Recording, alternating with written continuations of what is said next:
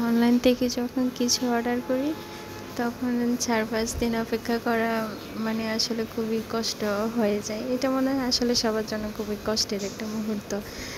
Parcel কখন পাবো, কখন পৌঁছাবে, এরকম একটা টেনশনে থাকতে হয়। যাই হোক, ফাইনালি আমার পার্সেলটা চলেই আসলো।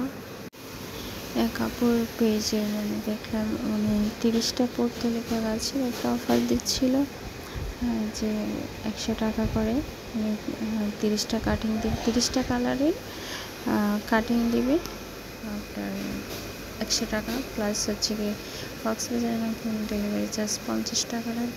যাই হোক, শখের কাজ বলে কথা, পছন্দের কাজ বলে কথা, এত কিছু কি আর ভাবা যায়। তারপর আমি একটু গাছগুলো চেক করে নিচ্ছিলাম, যে মার্চেন্ট আপু আমাকে জানাইছে আপু পার্সেলটা রিসিভ করার সময় একটু চেক করে নেবেন, কারণ পার্সেলটা 4-5 দিন ডেলিভারি অফিসে ছিল, যদি পৌঁছে যায় সেজন্য ওনাকে জানাইতে বলছে। যাই হোক, কাজগুলো মোটামুটি ঠিক আছে।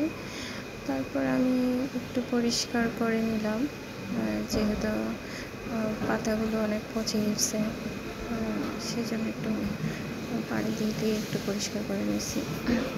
তো আমি গাছগুলো যেখানে লাগাবো সেগুলো আমি আগে থেকে রেডি করে রাখছিলাম। আমার কাছে কিছু পানির পট ছিল, আমি পটগুলো কেটে জাস্ট একটু পেন্টিং করে রাখছি।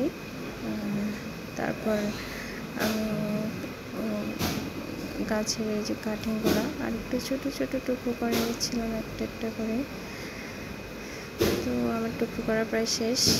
তারপর আমি একটা পাইপে মানে আমি যে পানির বোতলগুলো কেটে একটু ডিজাইন করে রাখছিলাম, সেগুলো আমি একটা পাইপের মধ্যে একটা একটা করে সব গেঁথে নিয়েছি।